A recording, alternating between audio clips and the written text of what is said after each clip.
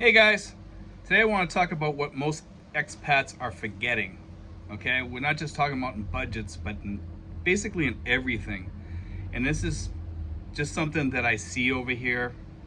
We are going to talk a little bit about budgets, but we're going to talk about other stuff too. Okay, a lot of what people over here, when they come over here, and this is the budget part, okay, is, and we've gone through this before, but I want to break into everything here so that everybody gets what we're talking about, because I'm still getting people writing to me, hey, I'm coming over, I'm going to be living on a $900 budget, I'm going to be living on a $700 budget. I'm still getting people writing to me and they're asking me these questions, and I'm like, no, don't come over here on that type of budget unless you're coming over here temporarily and you have enough money to get back and you have insurance to live over here and everything, so that if you get sick you can pay. Because some of these people are coming over here, they have nothing except $900 a month.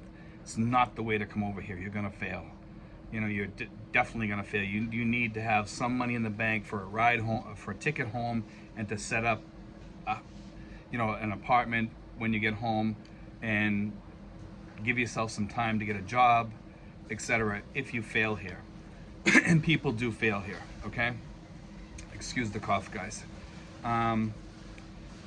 It's just not a good plan, and a lot of you guys are coming over here and you're expecting to live over here and have it fit your personality, okay? And this is not a Western place over here, so it's not going to fit Western standards. You have to learn to live different, okay, over here. You can live a Western lifestyle over here on $1,500, okay? Possibly even $1,200, even less. But the problem is inflation is gonna catch up to you, and if Forex dives 20% this year like they're talking about, it's gonna kill you. People are coming over here and they're not considering all the different fluctuations and issues we have over here. This is not like in the United States where your money, yeah, you have inflation over there, but you get cola raises each year in your Social Security, or possibly even in your pensions. Some people have that built into their pensions too, okay?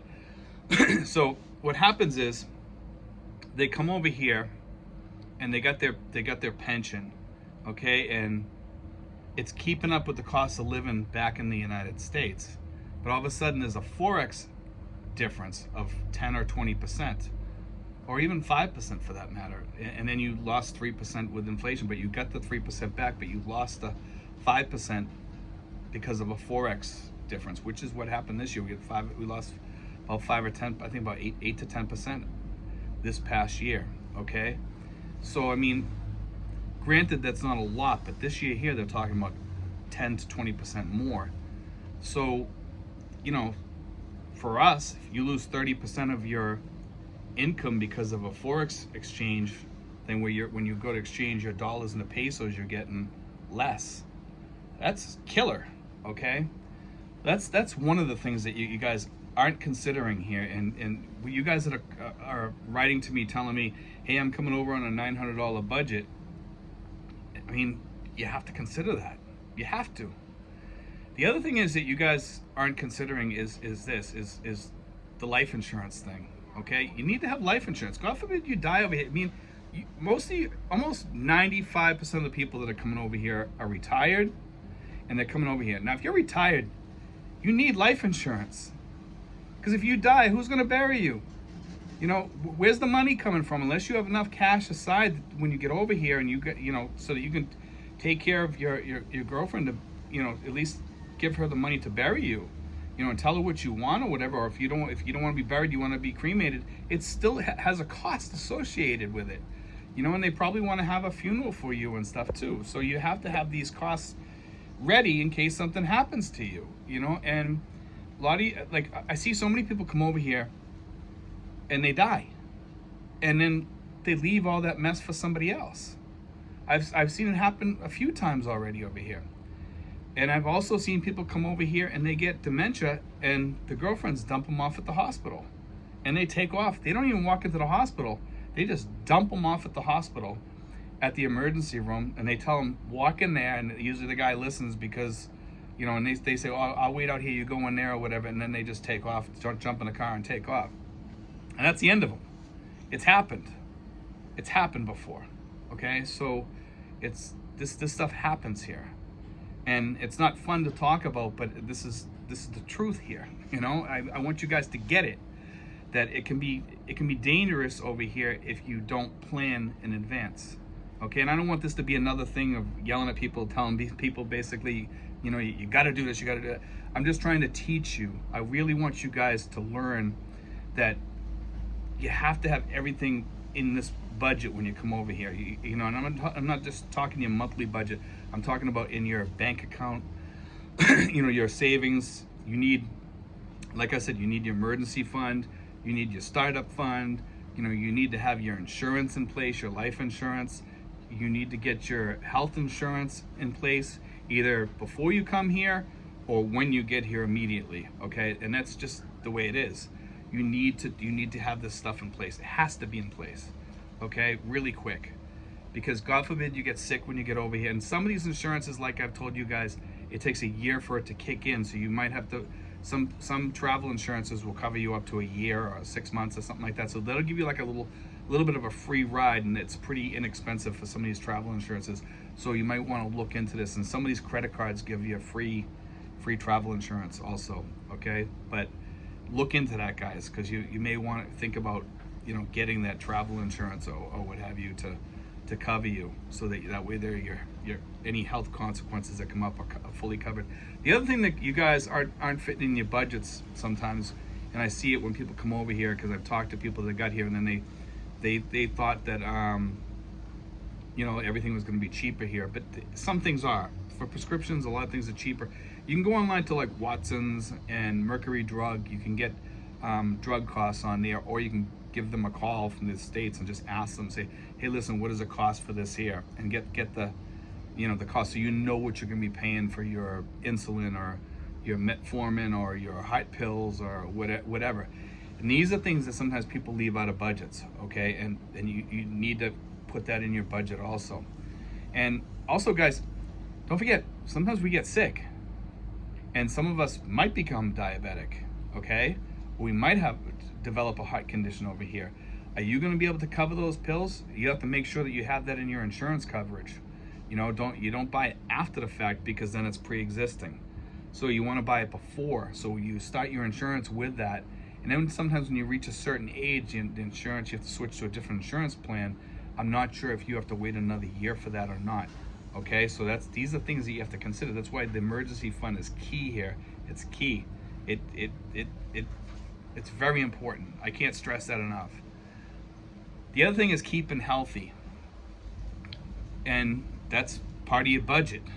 You know, it's definitely part of your budget. Staying healthy over here, exercising, buying exercise equipment. I bought weights. I bought them on Lazada. I bought a step machine. It slides underneath my bed. I have that. I have a roller wheel for my abs. You know, and that, I have that, and then I have a yoga mat also. Okay, and I have that to put my knees on for when I'm doing the roller thing there.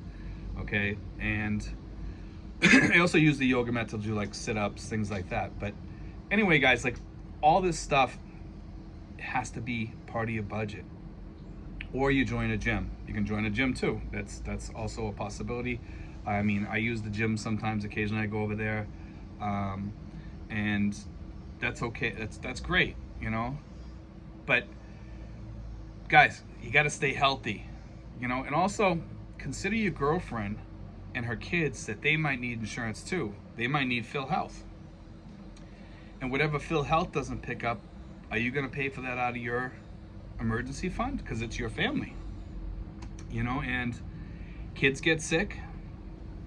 My girlfriend's daughter, she got sick, and she had some gallbladder stones or something like that, a gallbladder issue, and that cost a lot of money, and we had to pay for that. We had to come up with cash for that.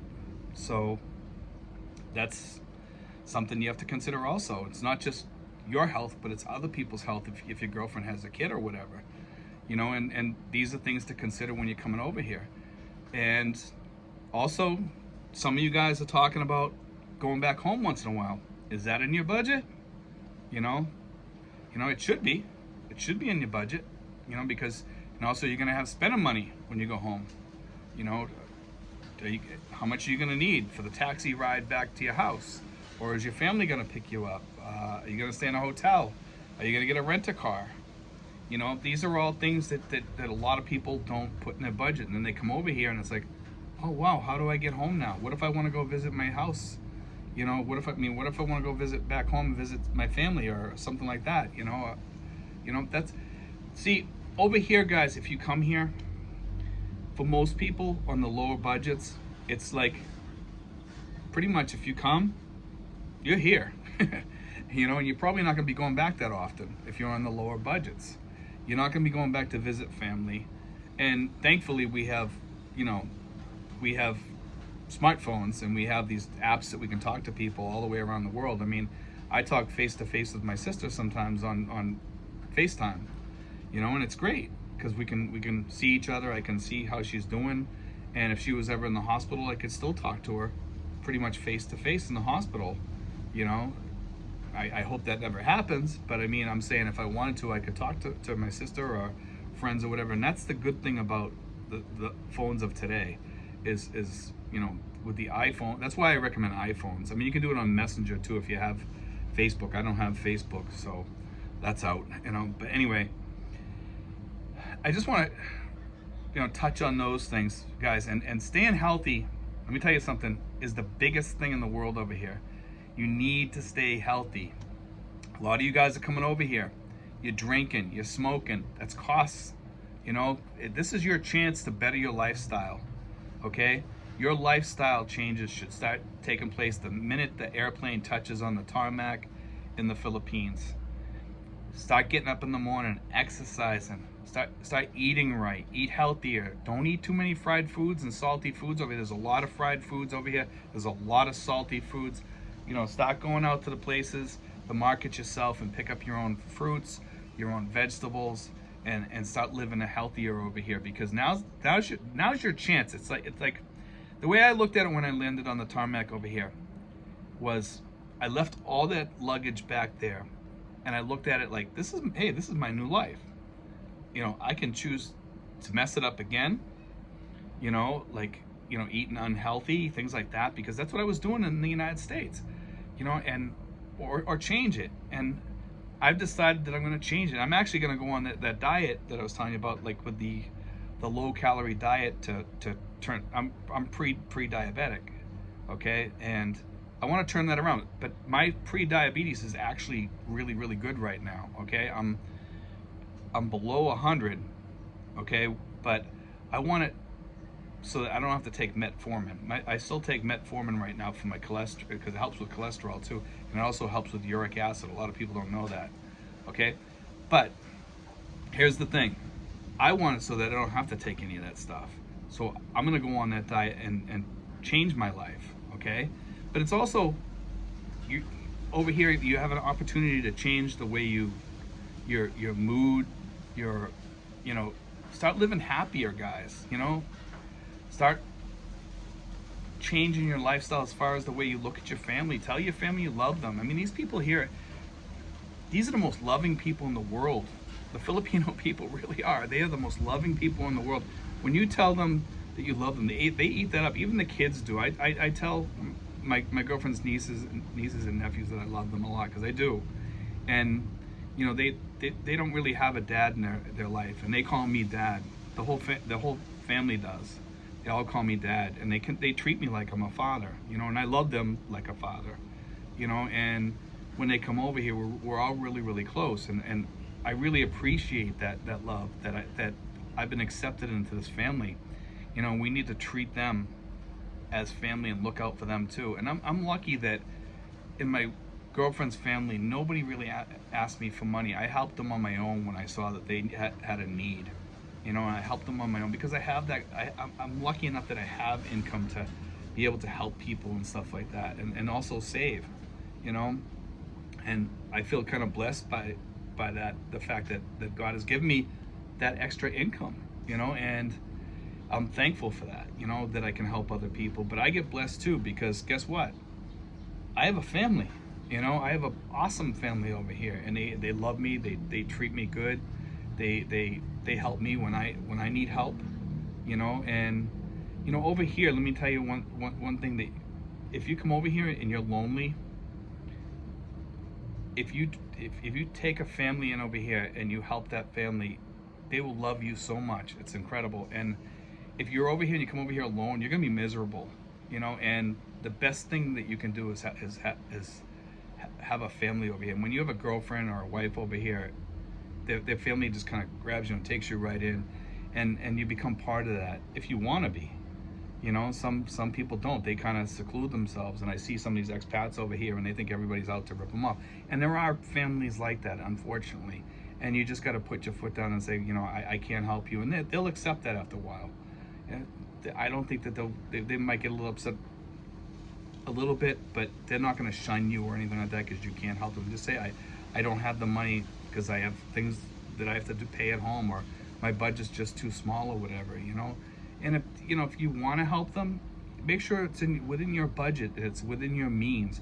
Don't go overboard with helping people, guys. You're gonna get blessed anyway by these families, because, like I said, most of these, like I said, I'm blessed in my way, in my family. I mean, I feel like I've been a part of this family forever, you know, and that's a good thing. It's a good feeling, guys. But anyway, guys, I just want to put that out there about the budgets, and you know, all this stuff, you know, because when I get these emails telling me, you know, I want to live on 700, I want to live on 900, I wouldn't live on anything below 1500 over here. The lowest I would go would be like 12, so you can afford a little bit of the forex exchange swings. I'm sure it'll swing back later on, but this year here, I think it's going to take a little bit of a hit. Make sure you have your emergency funds, all this stuff that I mentioned here, and watch my videos, guys, and it'll give you a lot of thoughts on coming over here, and make you think a little bit about what you need to do to set up your budgets. Okay, guys? But anyway, guys, God bless, take care, and I hope that helps you guys a lot. I really do. I hope that helps. Thanks, guys.